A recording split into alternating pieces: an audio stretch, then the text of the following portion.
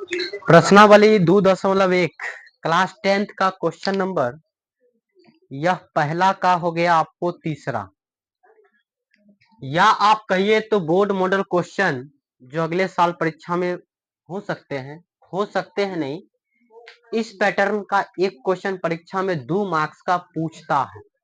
ठीक है, जिसमें क्वेश्चन में आपको पढ़ दूं कि निम्नलिखित द्विघात बहुपद के शून्यक ज्ञात करें। पहला भाग यह भी हो सकता है कि कोई भी द्विघात बहुपद इनमें से दे देगा और बोलेगा शून्यक ज्ञात करें।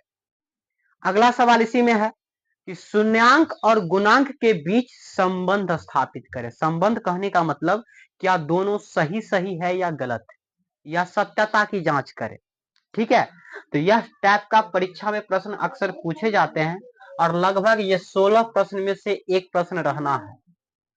ठीक है, यह सवाल 2 पैटर्न में बना हुआ है। पहला पैटर्न है जिसमें 3 गो पद दिया है, और एक अगला पैटर्न है जिसमें क्या गो पद दिया है, 2 गो पद। तो अगर मैं एक सवाल बना लूं तो इस सवाल का पैटर्न जितना भी है आप बना लीजिएगा। फिर मैं अगर 2 पैटर्न वाला बता दूं तो आप 2 पैटर्न वाला भी बना लीजिएगा, और इसी में से परीक्षा में क्वेश्चन रहते हैं, जिसमें 2 पैटर्न वाला तो ऑब्जेक्टिव में पूछ देता है। कोई दिक्कत समझने में? चलिए, क्वेश्चन है 6x² - 3 - 7x, इसी का क्या निकालना है, पहले शून्य। चलिए, शून्यक जो निकालना वो आप बहुत सारा मेथड से निकाल सकते हो, 3 मेथड से। एक होता है गुणनखंड विधि, एक होता है द्विघाती सूत्र, एक होता है पूर्ण वर्ग। लेकिन चूंकि चैप्टर 2 पढ़ा रहे इसलिए इसमें गुणनखंड विधि पढ़ना है। किस विधि बोले? गुणनखंड विधि। आप चाहोगे तो गुणनखंड विधि से नहीं बना के द्विघाती सूत्र से भी बनाओगे तो कोई दिक्कत नहीं। चलिए, तो सबसे पहले बहुपद दर्शाते किससे? पीएक्स से। तो पीएक्स का मान क्या हो गया बोले? 6x²। आप देखो सजा के लिखना है, सजा के लिखने का मतलब होता है पहले x² फिर x। तो x अंतिम में लिखा हुआ था ना, इसको हमने शुरू में लिख दिया, तो क्या हो गया -7x। और 3 कथी में है? माइनस में है, इधर -3 कर दिए। कोई दिक्कत? इसको कहते हैं सजा के लिख लिया, ये आप भी लिख सकते हो, अगर सजा हुआ है तो कोई दिक्कत नहीं। चलिए, हमको शून्यक निकालना है ना, तो शून्यक के लिए बहुपद किसके बराबर होता है? इसको रैखिक समीकरण भी कहते हैं। जब बहुपद तो किसके बराबर कर दे बोले? 0 के, तो उसको रैखिक समीकरण भी बोला जाता है। ठीक है, चलिए, तो 6x² - 7x - 3 बराबर क्या कर दिए? 0। अब देखिए, इसमें बनाने का जो नियम था हालांकि मिटा दिए उधर, हम इधर बना देते हैं। इस 6x² माइनस कितना बोले? 7x, और उसके बाद, तो चलिए इसमें सबसे पहले गुणनखंड बनाना है। गुणनखंड आपको नहीं आता है तो सीख लीजिए। 6x² - 7x - 3, इसमें x² के पीछे वाला मान क्या होता है? a, इनका मान b, और ये वाला मान c। तो a का मान 6 हो जाएगा, b का मान -7, और c का मान -3। माइनस नहीं छोड़ना है, गुणांक। ठीक है, चलिए, तो ये पहला बात। आप क्या a b c का मान बता सकते हो? दूसरा है a को c से गुना करिए। a को c से क्या करिए? अच्छा, तो a का मान कितना है और c का मान -3। चलिए गुना करिए तो 6 त्रिक कोई दिक्कत नहीं। अब तीसरा क्या, a को c से गुना भी कर सकते हो। तीसरा है 18 का गुणनखंड निकालिए। क्या निकालिए बोले? मतलब जो ac आपने निकाला उसका क्या निकालिए? गुणनखंड। तो इसका गुणनखंड कीजिएगा तो 2 9 18, 3 दिया। अब यहाँ पर आ गया क्या गो 2 गुने 3 गुने 3, ये आ गया। मेन चीज है यहीं पर, यहाँ पर 2 गो बनाना, हालांकि 3 गो ना संख्या हो गया, तो इसको 2 गो बनाना है। क्या को बनाना है बुआ? 2 गो।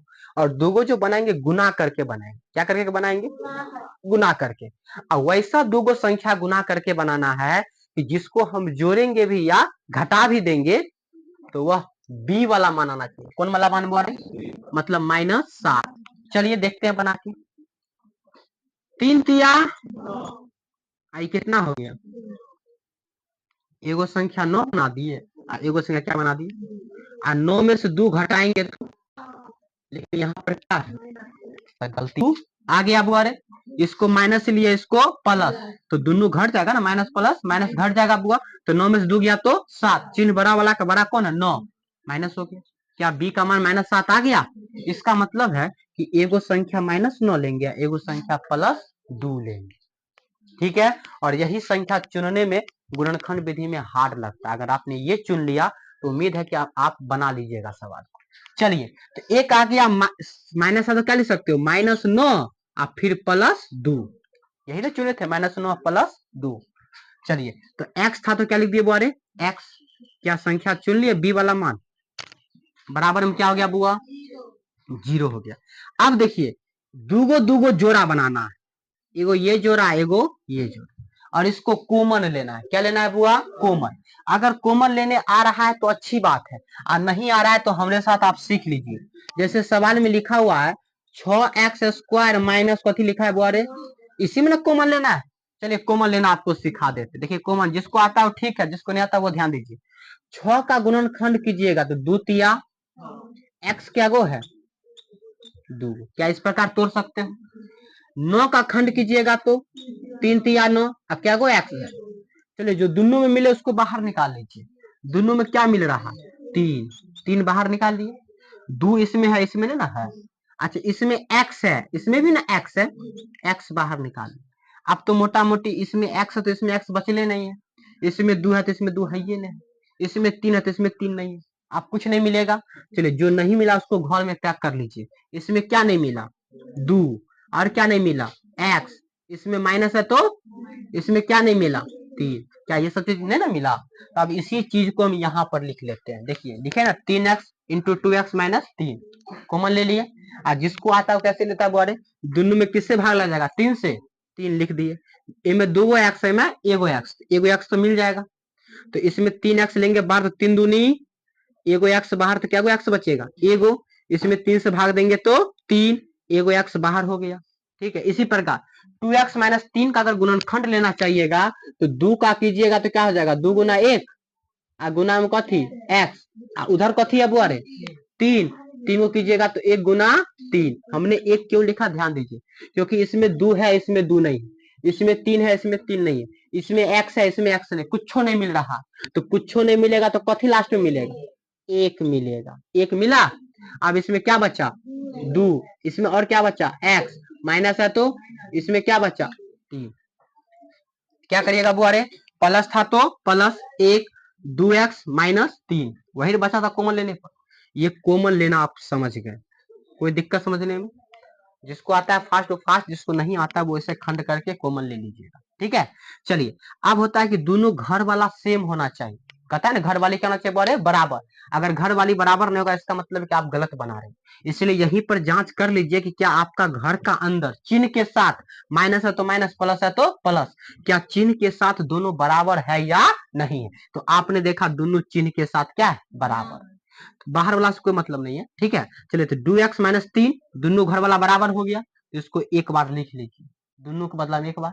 फिर ये हो गया बाहर में 3x बाहर में +1, 3x + 1 इसको एक साथ लिख लीजिए, और किसके बराबर हो जाएगा। अब देखिए यह संख्या गुना में ना है, इधर जाएगा तो 0 से भाग दिया 0 होगा पूरा, इसलिए इसको एक बार 0 लिखते हैं और एक बार इसको 0 लिखते हैं। तो जब 3x + 1 बराबर 0, 3x + 1 बराबर, या जब 2x माइनस 3 बराबर 0, तो एक बार इसको 0 के बराबर एक बार इसको 0 के बराबर करते हैं। अब देखिए इसमें x का मान निकालना है बोरे, 1 है प्लस में न जाएगा तो 3 है गुना में न जाएगा तो -1/3, x का मान आ गया।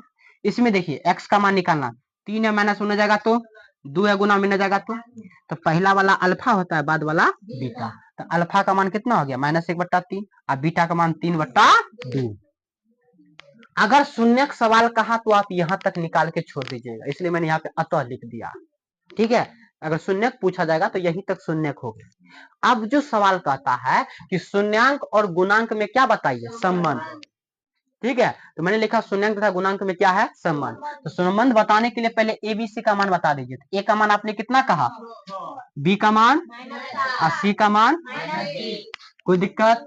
चलिए पहला होता है शून्यकों का योगफल, शून्यकों का योगफल। अच्छा शून्य का एगो अल्फा होता है एगो बीटा, तो अल्फा प्लस बीटा ना होगा -b/a फॉर्मूला होता है।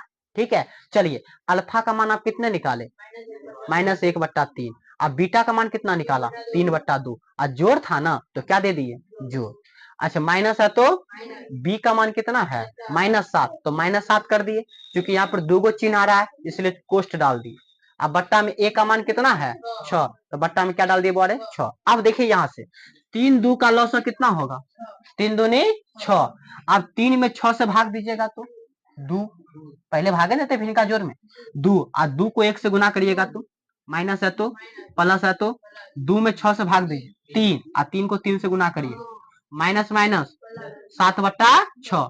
अच्छा 9 में से 2 गया तो 9 में से 2 ये नहीं जाएगा, कितना हो जाएगा 7, और बट्टा में इधर 7 बट्टा क्या दोनों मिल गया, इसका मतलब दोनों का संबंध सही है। तो एक और चेक कर लेते हैं गुणनफल का, शून्यकों का गुणनफल मतलब अल्फा इंटू बीटा बड़ा फॉर्मूला क्या होता है C/A। अल्फा का मान कितना और बीटा का मान 3/2, C का मान कितना है -3 और A का मान कितना है 6, तो -3/6 कर दिए। अब देखिए कुछ कटने वाला है इसमें, 3 से 3 ऊपर क्या बचा और नीचा क्या बचा। अच्छा इसको काट सकते हो आप लोग, 3 1 3 और 3 दूनी, ऊपर बचेगा -1 और नीचे बचेगा 2, क्या दोनों सही है? इसका मतलब दोनों का संबंध क्या है सही है। तो यह क्वेश्चन दो भाग में पूछा जाता है, या तो पूछेगा बहुपद ज्ञात सॉरी शून्य ज्ञात करे, शून्य निकाल लीजिएगा यहाँ तक आंसर हो जाएगा। और दूसरा क्या पूछता है अल्फा बीटा का मान दे देगा, ठीक है, अब बहुपदों का मान दे देगा, बोलेगा दोनों का संबंध बताइए, या बहुपद दे देगा और कहेगा अल्फा प्लस बीटा ज्ञात करिए। अब बताइए ये बहुपद अगर दे दिया 6² - 3 - 7x और सवाल पूछा कथी योगफल निकालिए अल्फा प्लस बीटा, तो फॉर्मूला क्या होता है -b/a, तो -b का मान कितना -7 और बट्टा a, कितना आंसर हो जाएगा 7/6।